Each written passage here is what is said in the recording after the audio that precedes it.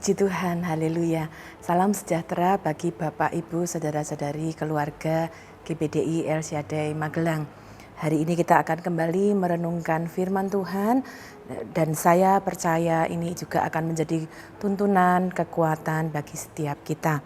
Hari ini kita sudah sampai kepada pembacaan dalam Efesus pasal yang kelima. Nah, kita akan belajar tentang satu tema peniru ya. Peniru itu adalah orang yang belajar, bercermin, mencontoh, menteladani, mengikuti atau menuruti melakukan hal-hal yang sudah dilakukan sebelumnya ya atau sudah dilakukan oleh orang lain. Nah, hari ini ada satu ajakan yang sama yang ternyata kita dapat lihat dalam kitab Efesus ini. Saya mengajak Bapak Ibu untuk melihat di dalam Efesus pasal yang kelima ayat yang pertama. Demikian firman Tuhan akan saya bacakan. Sebab itu jadilah penurut-penurut Allah seperti anak-anak yang kekasih. Demikian firman Tuhan.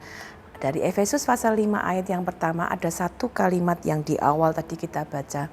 Ajakan, jadilah penurut-penurut Allah. Yang menarik sekali melihat ajakan ini yang kita perlu renungkan bersama-sama. Ajakan ini dalam beberapa bahasa yang lain punya pengertian mengikuti, mencontoh dan juga meniru. Ya, jadi saya memakai kata meniru ini menjadi sesuatu yang mungkin sudah lebih mudah untuk kita ingat ya.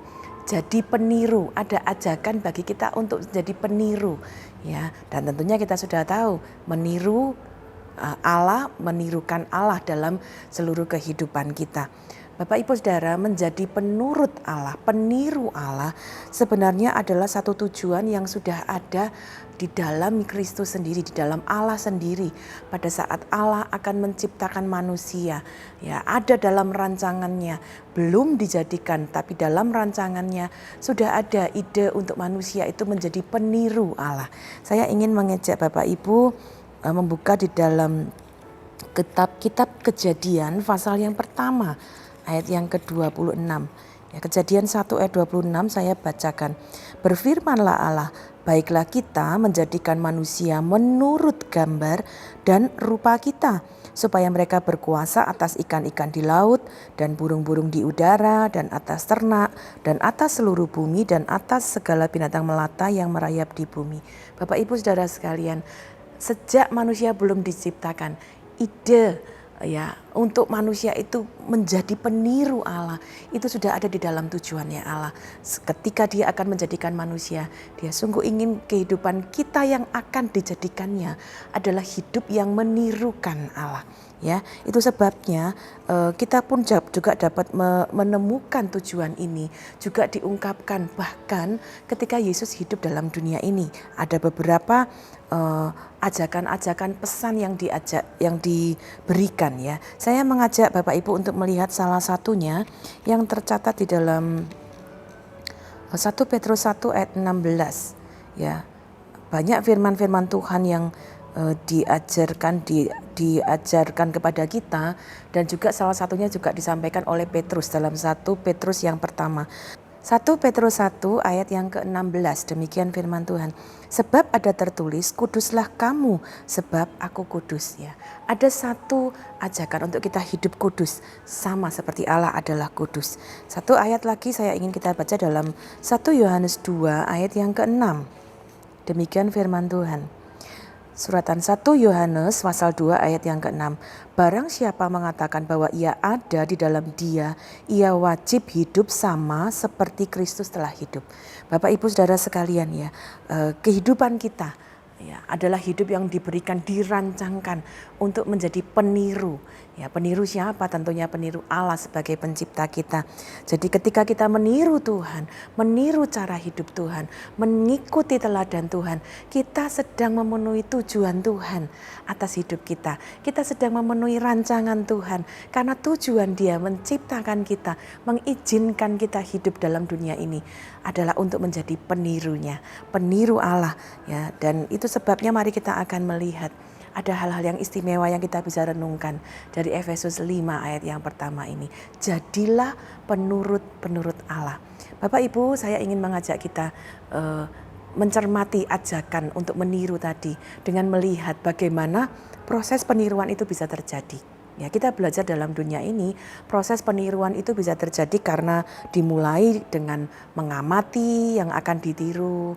Ya, kemudian memperhatikan setiap detailnya. Hari-hari ini kita mungkin melihat banyak orang yang meniru dalam dunia ini, meniru tokoh-tokoh, meniru idolanya, meniru penyanyi, meniru penari. Ya, orang-orang meniru dengan memperhatikan cara bicaranya, cara berjalannya, gayanya, gaya berbusananya, dan banyak hal. Ya, proses peniruan pada prinsipnya adalah dimulai dengan memperhatikan, melihat, mengamati, baru kemudian dapat menirukan secara perlahan. Ya, dalam dunia ini orang menirukan sesuatu dengan melihat rekamannya, mungkin melihat orangnya. Tetapi mari kita lihat bagaimana proses peniruan yang Allah izinkan dapat kita lewati, dapat kita alami dalam kehidupan kita. Allah ingin ya kita menirunya. Allah ingin kita hidup mengikuti teladannya. Dan oleh sebab itu mari kita lihat apa yang Allah lakukan supaya kita bisa meniru Dia. Yang pertama, Allah melakukan, Dia mengutus anaknya sendiri datang ke dalam dunia, hadir menjadi manusia, hadir untuk bersama-sama dengan manusia. Itu sebabnya namanya disebutkan Immanuel. Kita memasuki bulan Desember, kita akan memperingati kelahiran Yesus. Itu adalah saat di mana kita memperingati Allah mengutus anaknya jadi sama seperti kita, ada di antara kita. Supaya apa? Kita bisa mengalami penebusan di dalam Dia. Kita yang adalah manusia-manusia yang berdosa, kita yang sesungguhnya harus mengalami hukuman, tapi Dia datang ke dalam dunia, dan siapa yang mau percaya kepadanya, yang mati di kayu salib menebus dosa kita, dan Dia bangkit kembali. Firman Allah berkata, siapa yang mau percaya kepada Tuhan, dia akan memperoleh hidup yang kekal. Kita yang percaya kepada Tuhan, kita yang seharusnya dihukum di dalam dosa, tapi kita ditebus dan kita jadi anak-anaknya. Bapak Ibu Saudara sekalian, supaya kita bisa jadi peniru Tuhan, Allah kirimkan anaknya ke dalam dunia ini. Untuk apa? Menebus kita, supaya kita dapat menjadi anak-anaknya. Saya ingin Bapak Ibu kita melihat ke Efesus pasal yang pertama. Efesus 1 memberikan kita catatan ayat 4 dan 5. Efesus 1 ayat 4 dan 5. Sebab di dalam Dia Allah telah memilih kita sebelum dunia dijadikan, supaya kita kudus dan tak bercacat di hadapannya. Dalam kasih Ia telah menentukan kita dari semula oleh Yesus Kristus untuk menjadi anak-anaknya sesuai dengan kerelaan kehendaknya. Bapak Ibu Saudara sekalian, kita dijadikan anaknya. Mengapa kita kemudian melihat kita dijadikan anaknya? Supaya kita kemudian dapat bersekutu bersama-sama dengan Bapa, bersekutu menjadi satu dengan Tuhan. Waktu kita jadi anak-anak Tuhan, Yesus hidup di dalam kita. Kita mengenal Dia, kita dapat belajar dari Dia. Betapa indahnya melihat bagaimana Allah memenuhi tujuannya supaya kita bisa meniru Dia. Dia kirimkan anaknya, dan setiap kita yang percaya kepadanya, kita pun diangkat menjadi anak-anak Allah. Dan firman Allah memberikan kita satu pengalaman yang sangat luar biasa, memberikan kita penjelasan sebagai anak-anak Allah. Kita menjadi satu dengan Bapa dan kita bisa belajar dari Dia. Perhatikan Bapak Ibu ayat 5, ayat pertama dari Efesus 5 tadi. Jadilah penurut-penurut Allah. Ya, ada satu hal yang sangat menarik yang dapat kita lihat, ya. Jadilah penurut-penurut Allah seperti anak-anak yang kekasih. Ya, firman Allah mengajak kita jadi penirunya Allah. Ya, sebagai anak-anak yang kekasih. Bapak Ibu, mari kita lihat waktu kita diselamatkan di dalam Tuhan, kita jadi anaknya. Dalam dunia ini kita pun belajar. Anak-anak meniru orang tuanya, anak-anak belajar dari orang tua, anak-anak melihat orang tua. Ya, kenapa? Karena orang tua punya pengaruh yang sangat besar dalam dunia kepada anak-anak. Ya, meskipun kita belajar dalam dunia ini, ada orang-orang tua yang mungkin, saya mohon maaf katakan bahwa gagal memberikan teladan yang baik, mungkin belum dapat memberikan pengaruh yang baik. Tetapi kita belajar satu prinsip, anak-anak belajar meniru dari orang tua mereka. Dan itu yang Tuhan juga berikan, pengalaman yang sama. Dia angkat kita jadi anaknya, supaya kita belajar meniru dia. Kalau kita jadi anak-anak Tuhan, kita bersatu bersama dia. Kita punya pengalaman bersama dengan Tuhan. Kita mengalami kasih Tuhan. Dan itu adalah pengalaman yang luar biasa, yang kemudian Allah inginkan kita menirunya. Ya. Dan bukan hanya itu saja, bukan hanya kita diangkat jadi anaknya, tapi dia beri firman-Nya. Firman-Nya memberi kita petunjuk bagaimana cara kita menirunya. Di firman Allah kita belajar bagaimana Yesus hidup, bagaimana Yesus berkata-kata, bagaimana Yesus berperilaku, sehingga kita bisa belajar tentang dia dari firman-Nya. Di dalam firman Tuhan, kita juga belajar bagaimana tokoh-tokoh Alkitab yang juga meniru Yesus. Ya, kita belajar dari Petrus, kita belajar dari Paulus, dan kita dapat melihat bagaimana petunjuk firman Allah ini juga menolong kita untuk menirukan bagaimana seharusnya kita anak-anak Tuhan hidup dalam dunia ini. Dan bukan itu saja, Allah juga mengutus Roh Kudus-Nya untuk ada dalam hati kita, menguatkan kita. Sehingga ketika kita dalam proses menirukan Tuhan, mungkin itu tidak mudah, kadang-kadang kita bisa gagal, kadang-kadang kita bisa jatuh, tapi Roh itu menolong kita, menghidupkan kita kembali, sehingga kita tidak putus asa, kita tidak menyerah, untuk coba terus, untuk bangkit kembali dalam proses kita menirukan, ya, menjadi seperti Yesus, meniru seperti Yesus. Ya, Bapak Ibu, saudara sekalian, proses yang sangat luar biasa, berbeda dengan apa yang kita lihat dalam dunia ini. Tetapi Allah datang, hadir, dia menjadi seorang yang menemani kita, mendampingi kita. Allah memberikan semua yang kita butuhkan supaya kita dapat menirunya. Ya, karena itu mari kita hidup dalam percaya dan sepenuh kepada Tuhan, belajar perhatikan firman Tuhan, dan terus berdoa minta tuntunan Roh Kudus supaya kita dapat hidup meniru Tuhan dan kita dapat melihat hasilnya. Kalau kita dipanggil sebagai anak-anak Tuhan untuk hidup meniru Kristus, hidup meniru Tuhan.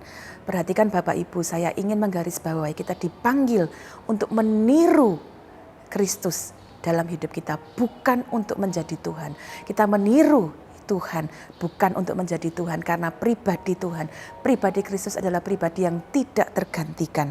Tapi Tuhan ingin kita meniru dia, dan hasilnya akan nampak ketika kita meniru dia. Tuhan ingin yang dipengaruhi akan muncul dalam apa saja, dalam pikiran kita, dalam perasaan kita. Ya, saya ingin kita lihat dalam Filipi memberikan catatan yang sangat jelas. Filipi 2 ayat 5. Hendaklah kamu dalam hidupmu bersama menaruh pikiran dan perasaan yang terdapat juga dalam Kristus Yesus.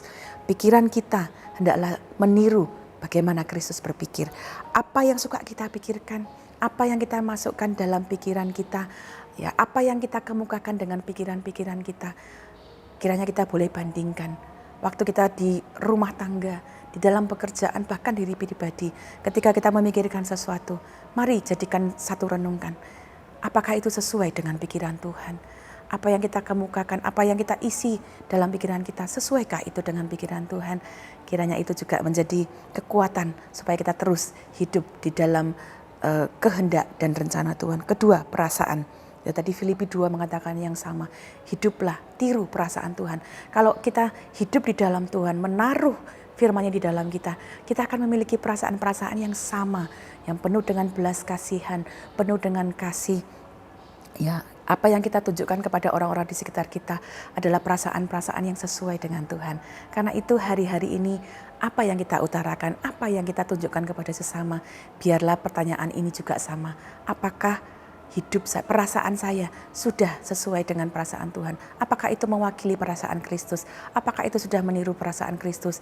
Ketika kita memperlakukan sesama kita, keluarga kita, orang-orang dalam pekerjaan kita, kiranya renungan ini juga mendorong kita untuk punya perasaan sama seperti Kristus.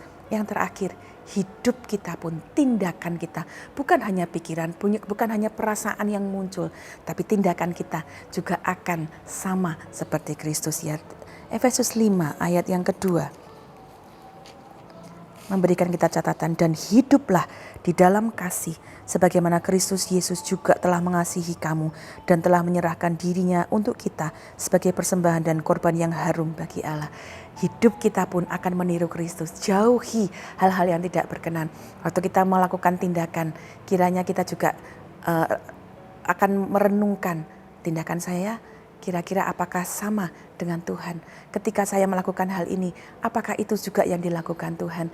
Dan saya percaya ketika kita juga meniru Tuhan dengan sungguh-sungguh, dan itu nampak dalam tindakan kita, hidup kita akan menjadi peniru yang baik, ya, mengikuti teladan Tuhan yang baik. Sehingga ketika kita menirukan Tuhan, orang yang melihat kita akan mendapatkan berkat.